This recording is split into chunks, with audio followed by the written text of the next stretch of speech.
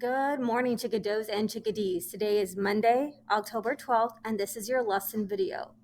Just want to remind you and direct you to the main page. Just wanted to let you know that I am cleaning up the folders just so that it's a little easier to find everything. And also, since we'll be closing out cycle 1 and moving into cycle 2, just be cognizant of that when you're clicking into the folders. I put the dates there just to give you a reminder of what cycle 1 is and what cycle 2 is.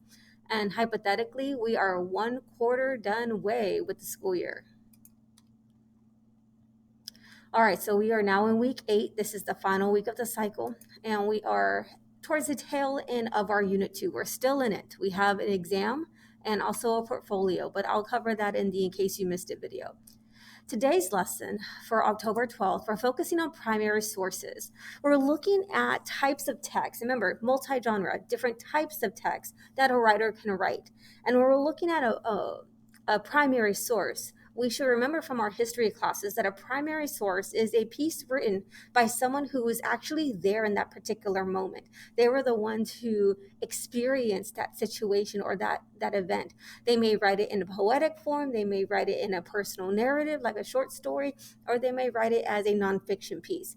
In most cases, primary sources are associated with a nonfiction category. Nonfiction being real. It's something that we can trust. It is fact from the perspective of that person. But beyond that, it is something that it is told to us. So when we take a look at newspaper articles, when we take a look at eyewitness testimonies, those are our primary sources. And we look at the validity of these primary sources as something, to hold up as truth, as an artifact of the past. This is something that we hold as powerful and valuable when it comes to our nation's history. So one of the main pieces that we're focusing on today, being a primary source and important to our nation's history, is the Declaration of Independence. So for some of y'all in your history classes, y'all have been learning about the Declaration of Independence. Y'all have heard or referenced Patrick Henry's speech, "Give me liberty or give me death," at the Second Virginia Convention. We have heard probably the Olive Branch Treaty or petition trying to ask Britain one more time, please, can you be nice to us? Can you treat us fairly? And because of all those efforts, everything has failed. The colonists in America in the 1770s had enough, and they decided, let's break up with Great Britain. So Declaration of Independence can be seen as the greatest breakup letter of all time. So the first link you're going to have is going to be a quick PowerPoint about primary sources. For some reason, I don't know why, whenever I bring up this link, it starts towards, the three something minute time. Just go ahead and bring it all the way back and play it from the beginning. And this video is supposed to go over what primary sources are to give you more of an in-depth look.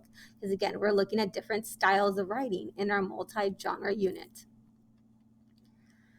The second link is a really cool video talking about what the Declaration of Independence is, looking at the historical context because it is a primary source. It is chock full of information that we need to know, have to know in regards to what was going on at that time.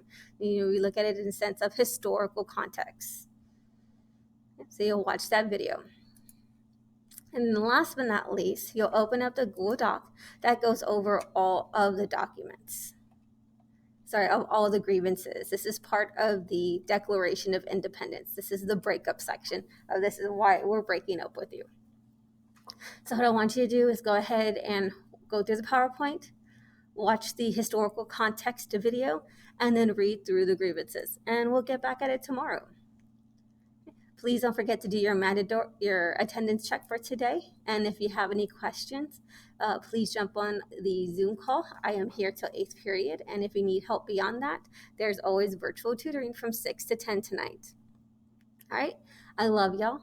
Have a wonderful day and make good choices. Bye, guys.